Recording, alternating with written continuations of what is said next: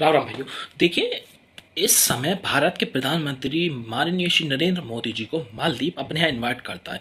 और प्रधानमंत्री नरेंद्र मोदी जी इस समय FTA free trade agreement London से करके वापस आते हैं।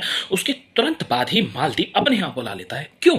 एक तरफ बीते कत वर्षों में देखा जाए तो मालदीव कहता था कि हमें भारत के लोगों की शराबी जरूरत नहीं है अपनी इकोनॉमी को बूस्ट करने के लिए। मैं यहाँ एक फैक्ट और बता दूं कि मालदीव की 70% से ज्यादा की इकोनॉमी टूरिज्म पर बेस्ड है।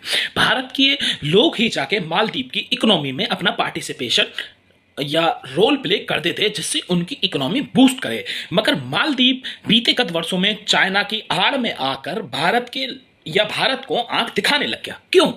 या तो इस समय मालदीव ये बात समझ चुका है कि चाइना मालदीव पर अतिक्रमण करना चाहता है और भारत अपने आसपास के लोगों को अपने साथ साथ ग्रो करना चाहता है।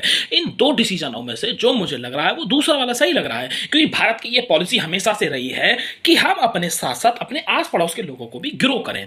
मगर इस समय देखा जाए तो मालदीव अचानक से प्लान बनाता है। एफटीए एग्रीमेंट के तुरंत बाद ही मोदी जी को अपने यहां बुलाता है और मोदी जी जाते हैं, क्योंकि उन्हें पता है कि हम आसपास के लोगों का अगर ध्यान नहीं रखेंगे तो कौन रखेगा, क्योंकि ये जिम्मेदारी भारत की ही बनती है। तीसरी अर्थव्यवस्था की तौर पर स्थापित करने की दौड़ में लगा हुआ है। मगर यह बात मालदीव अच्छे से समझ चुका है कि चाइना जहां हमें लोन देता है उस परिस्थिति में हमसे एक बात कहता है कि हमें आपके देश में 1% या कुछ प्रतिशत हिस्सा अपनी इकोनॉमिक टेरिटरी के बतौर पर चाहिए, तभी हम आपके यहाँ की इकोनॉमी को बूस्ट करेंगे। मगर भारत कहता है कि आप अपने साथ साथ हमारे लोगों का भी भला करिए, हम आपसे लोन की डिमांड वापस नहीं लेंगे।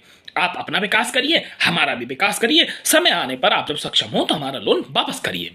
ये बात अब मालदीव अच्छे से समझ चुका है, तो मालदीव के प्रधानमंत्री इस बात को खुलकर कहते हैं कि फ्री ट्रेड एग्रीमेंट के तुरंत बाद ही उन्हें इन्विटेशन देते हैं और बुलाते हैं और कहते हैं कि आप हमारे यहाँ आइए और विजिट करिए, क्योंकि ये हमारी गलती थी कि आप भारत के लोगों को हमने आंख दिखाई। तो सोचने वाला विषय है कि इस समय भारत एक वो उभरती हुई अर्थव्यवस्था के तौर पर काम कर रहा है जो अपने साथ साथ अपने आसपास के लोगों का भी भला चाहता है।